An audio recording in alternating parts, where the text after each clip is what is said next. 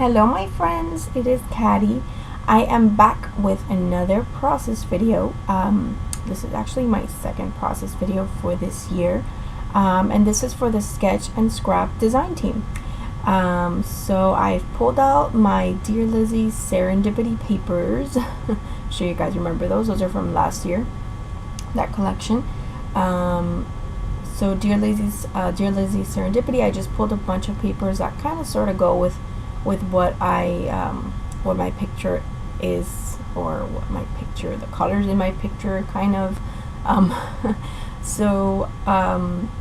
Basically I'm following a sketch and scrap, as you guys may know, is a sketch blog, and I will link to them below so you guys can check them out, because they have awesome sketches, and we do follow their sketches, and they're super fun, and it really makes you think when you have to use a sketch, because you kind of have to coordinate things to go together, and in this case I used just one collection, so it was pretty simple, but you still kind of have to see what papers you're going to use together, and oh, there's a strip that goes here, what paper should I add there. So it's interesting and it's fun, and I enjoy it a lot, and it gets you scrapping a lot faster than just having to sit there and figure out what am I going to do, where am I going to place this, how do I embellish, or so it makes the process go a whole lot faster.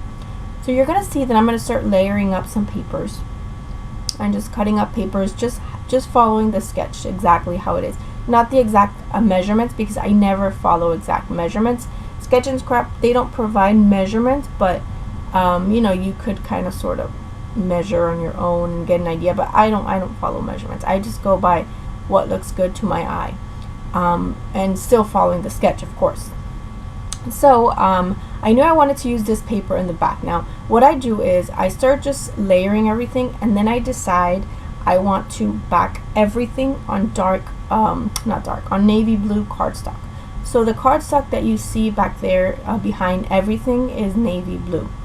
And then, as you can see, I did place it in certain spots, just like in that pink polka dot paper, where behind the photo it's not going to show. So that's a little strategic sort of move. And I am going to have to add another piece to the left hand side of that polka dot paper, because it's not going to go all the way behind my picture. I didn't really measure. Again, I don't use measurements. I just kind of go with my eye. So so that's what I did. I backed everything on navy blue, and I just think it made it pop. And you can see there on the left hand side that my paper didn't go all the way behind the navy blue paper. It didn't go all the way behind my photo.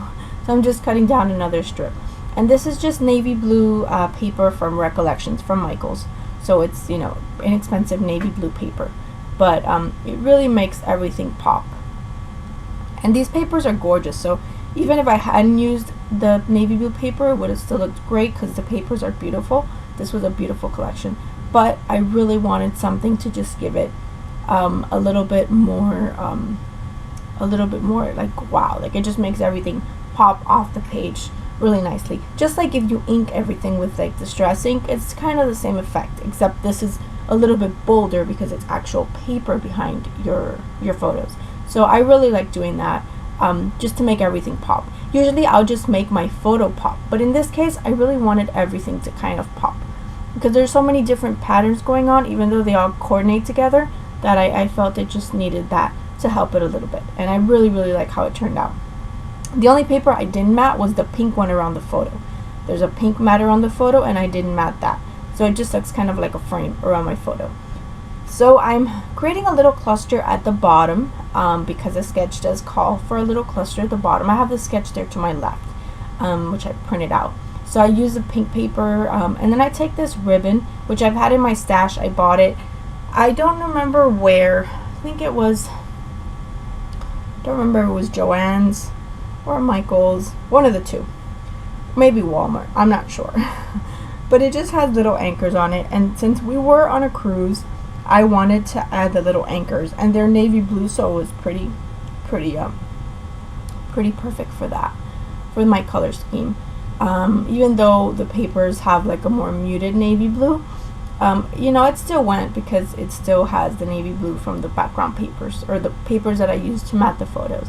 So it works out in the end. So I just cut a piece where you can see two of the little anchors, and then I'm gonna cut like little banner flags on it to make it look like a little banner. So, and that just adds a little embellishment, a little fun embellishment to the bottom. You could pop it up, you know, you could put like a circle behind it. You could do all types of things when you have little things like that, and make your own little custom embellishments. So that's always fun. So I'm grabbing another paper, and I grabbed this paper, which is kind of like this swirl marble looking thing, but it reminds me of water, so that's what I'm going with. It's water, so I'm using that. And you can see the picture. There's a beautiful, beautiful ocean behind us. This picture was taken in St. Thomas. This was our last vacation in June of last year of 2015. So I still haven't scrapped a whole lot from this vacation. I think I've done maybe like 2 or 3, if that, yeah, like 2 maybe pages from this vacation. So I need to get moving with it. And then I'm just using some thin cardstock to pop that up. And I did use the thin cardstock, which is like chipboard, to pop up my photo. So so you guys saw me do that earlier. I don't think I mentioned it. So yeah, this was just our whole family, and this picture was actually taken with my selfie stick. I took my selfie stick with us, and then I used it probably the first 2 days, and then I gave up. I would forget to turn it off, and then when I went to use it, like, I guess the battery was, I don't know if it was running low, or I don't know, but it just wouldn't work sometimes.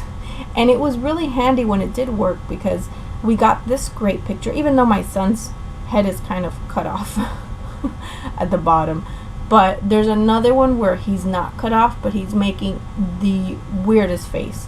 So I chose this one instead because he's just making a really, really weird face. I guess something got in his eye or something, so I figured this was better. At least he's kind of sort of smiling.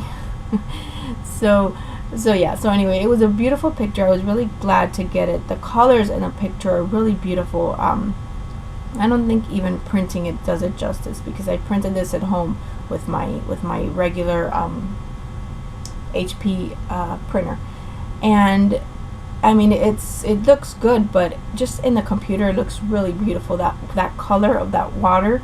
Actually, I thought about maybe doing something with mixed media and like doing something in the background with that color, that blue color, but I decided to just do this because I really like these papers, and so I'm just using this. So yeah, so I'm just embellishing a little bit.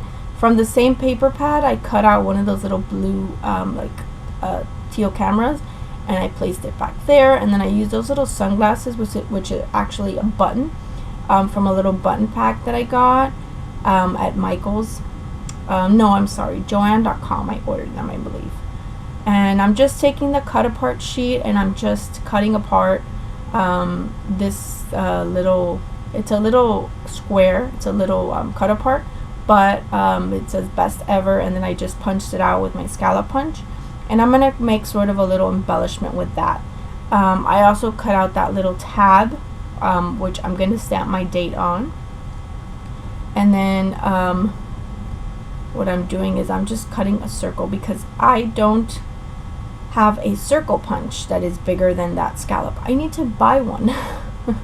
I need to remember next time I go to Michael's. I walk by the punches all the time, and I don't remember which size I need. So I need to write it down, and next time I go, because I find myself that sometimes I have a circle punch that is smaller than that scallop, so I can always put that small circle inside of the scallop punch, but I don't have anything to back that with. I always have to get a roll of washi tape or something to trace a circle, and then, because I'm not going to get on my Silhouette Cameo to cut out a circle for that. You know, it just takes time to do that, so I'm just would rather trace something I have on my desk and cut out a circle. But if I had a punch, it would be so much easier. So I'm using this color box ink, and this is like that same like turquoise teal color. So I stamped my date on it, which I believe is gosh, I don't have the layout in front of me. I never do, and I should. June 19th, I want to say it was, maybe. I'm not sure. 17th? I'm not sure. but you'll see it in the still shots. It doesn't really matter what day it was anyway, does it? So I'm taking these little sea star stickers. They're like dimensional stickers, and they're metal, and I got these at Joann a while ago. So I'm just kind of placing them around and figuring out kind of if I like them and how I like them. So you'll see the placement I eventually figure out. And basically when I'm trying to place around little embellishments or enamel dots, I just kind of do whatever is pleasing to my eye. You know, some people I know they say you have to follow the rule of 3, and I agree. Sometimes the rule of 3, or most of the times the rule of 3 is the best option. But I just kind of do what looks good to my eye, and then usually that does mean having to just kind of spread things around and you know, just getting your embellishment, you know, in more than one place, preferably 3. In this case I do put them in 3, and I think I do change it up now, so you're gonna see me change it up. Now one thing I do, and I don't think I recorded it, you're gonna see me do little splatters with this paintbrush, but this is a really thin paintbrush, so the paint splatters are really thin, so you really can't see them. So after the fact I realized that I need bigger paint drops.